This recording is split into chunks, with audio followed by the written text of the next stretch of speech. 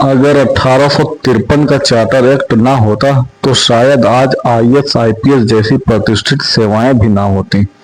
ये 1793 से 1853 के बीच ब्रिटिश संसद द्वारा पारित चार्टर एक्टों की श्रृंखला का अंतिम अधिनियम था। इस एक्ट की प्रमुख विशेषताओं के बारे में हम लोग देखते हैं। इसकी पहली जो विशेषताएं थी, गवर्नर जनरल की परिषद के विधायी एवं कार्यकारी कार्यों का पृथक्करण। पहला पॉइंट है इसमें, पहली बार गवर्नर जनरल की परिषद के विधायी यानी लेजिस्लेटिव और कार्यकारी यानी एग्जीक्यूटिव कार्यों को अलग किया गया। अभी आगे मैं बताता हूँ डिटेल से विधायी और कार्यकारी यानी कि एग्जीक्यूटिव क्या होता है।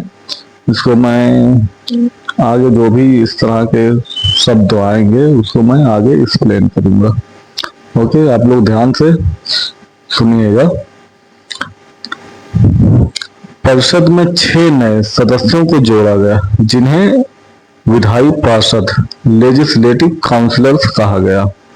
इसके परिणाम स्वरूप एक पृथक गवर्नर जनरल की विधायी परिषद का इसके परिणाम स्वरूप एक पृथक गवर्नर जनरल की विधायी परिषद की स्थापना हुई, जिसे बाद में भारतीय यानी केंद्रीय विधान परिषद कहा गया।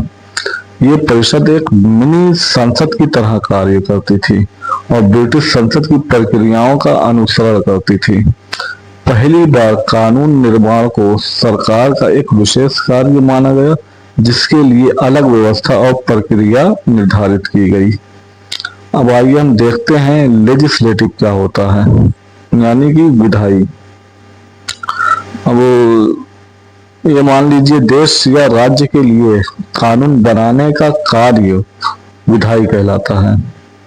जैसे एग्जाम्पल के तौर पर ले लीजिए, अगर सरकार हेलमेट पहनना अनिवार्य करने का कानून बनाती है तो इसे विधायी कार्य कहते हैं, क्योंकि सरकार कानून बना रही है इसलिए ये विधायी कार्य है। अब इसको लागू कौन करेगा?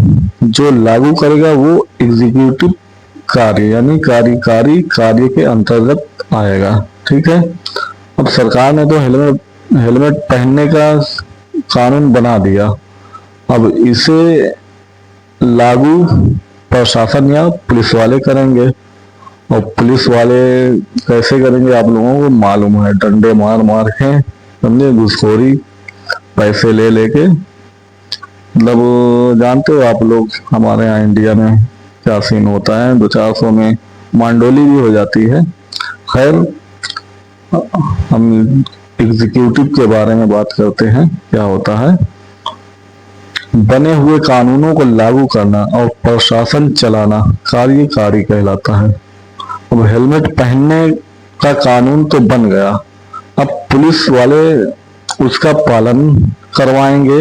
ये क्या है? कार्यकारी कार्य है। अब पुलिस इसमें कौन सा कार्य कर रही है? यानी कार्यकारी कार्य कर रही है। ठीक, कार्यकारी का मतलब होता है कानून लागू करना। अब हम देखते हैं लेजिस्लेटिव काउंसिलर क्या होता है, विधायी पार्षद।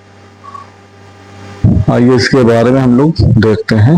वो सदस्य जो परिषद में बैठकर कानून बनाने और उन पर चर्चा करने का काम करे उसे विधायी पार्षद कहते हैं। जैसे आज संसद लोग कानूनों पर बहस करते हैं। ठीक है, संसद में बैठ के कौन कानून के बारे में कौन बहस करता है? जो वहां पे संसद लोग बैठे होते हैं संसद के अंदर, ठीक, वो लोग कानून पे बहस करते हैं। वैसे ही उस समय विधायी पार्षद कानून बनाने में भाग लेते थे। जो ईस्ट इंडिया कंपनी के तौर पे जो विधायी पार्षद होते थे उस समय वो कानून बनाने में भाग लेते थे। ओके, यानी विधायी पार्षद कौन है? कानून बनाने वाला सदस्य। ठीक है। अब देखते हैं भारतीय विधान परिषद क्या होती है। भारतीय विधान परिषद को हम केंद्रीय विधान परिषद भी कहते हैं, यानी 1853 में बनाई गई ऐसी परिषद जो पूरे भारत के लिए कानून बनाने का काम करती थी। इसे मिनी पार्लियामेंट भी कहा जाता था क्योंकि ये ब्रिटिश संसद की तरह काम करती थी। अब एग्जाम्पल के तौर पे हम लोग देखते हैं, मान लो कि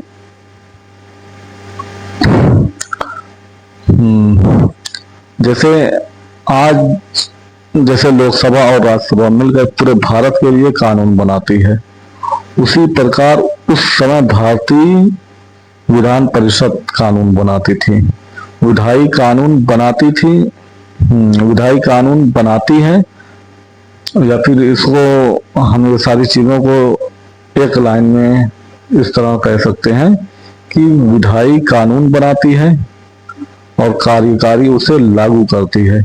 विधायी पार्षद कानून बनाने वाले सदस्य होते हैं और भारतीय विधान परिषद उस समय की मिनी संसद थी। ये बस एक लाइन आप लोग याद रखो, इससे आपका काम चल जाएगा, ये सारे पॉइंट्स आपको समझ में आ जाएंगे। ठीक है, अब आगे देखते हैं दूसरी विशेषता है इसकी, सिविल सेवाओं में खुली प्रतियोगी परीक्षा की शुरुआत। सिविल सेवकों की भर्ती और चयन के लिए खुली प्रतियोगी परीक्षा की शुरुआत की गई। ठीक है, अब इससे भारतीयों को भी सिविल सेवा में प्रवेश का अवसर मिलने लगा। ठीक, इसी के तहत 1854 में मैकाले समिति का गठन किया गया, जिसने भारतीय सिविल सेवा के लिए प्रतियोगी परीक्षा की सिफारिश की। मैकाले समिति ही ने भारतीयों के लिए सिविल सेवा का जो एग्जाम होता है आज IAS PCS का, उसी की सिफारिश की थी ईस्ट इंडिया कंपनी से। ओके, अब ईस्ट इंडिया कंपनी के शासन का विस्तार के बारे में हम लोग देखते हैं।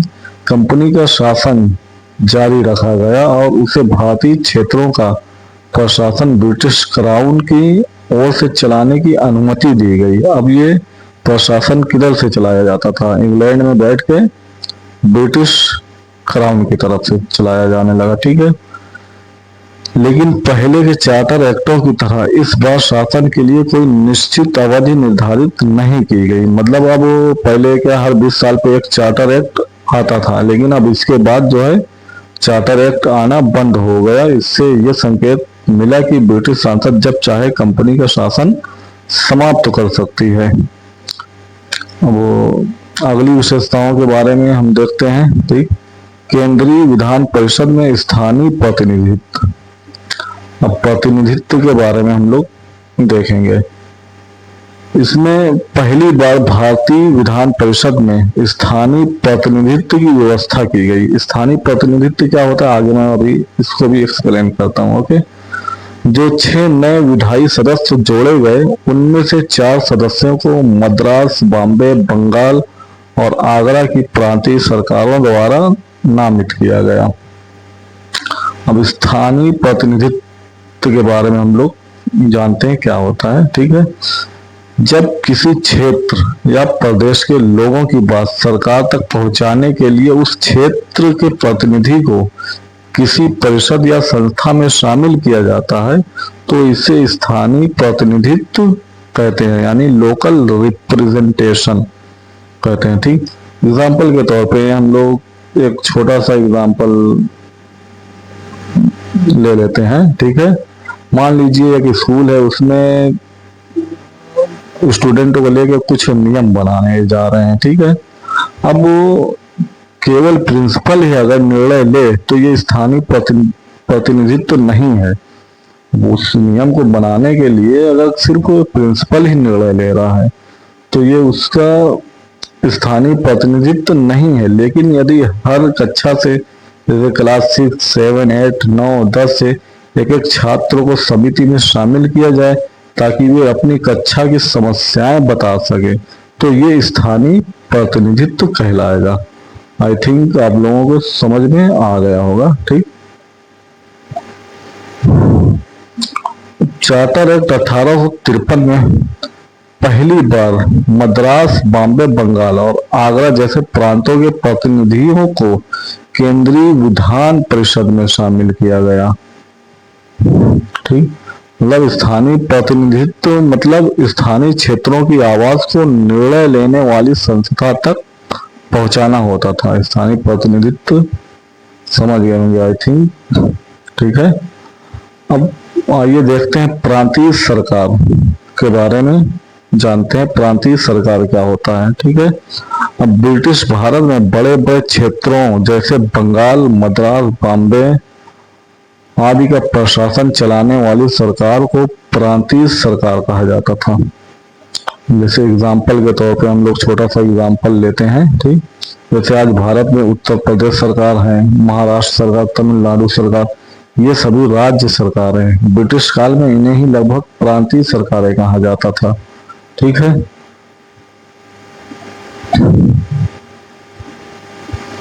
अब मद्रास, बॉम्बे, बंगाल और आगरा की प्रांतीय सरकारों को केंद्रीय विधान परिषद में अपने प्रतिनिधि भेजने का अधिकार दिया गया।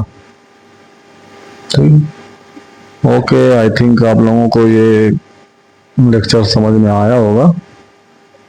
बहुत बहुत धन्यवाद।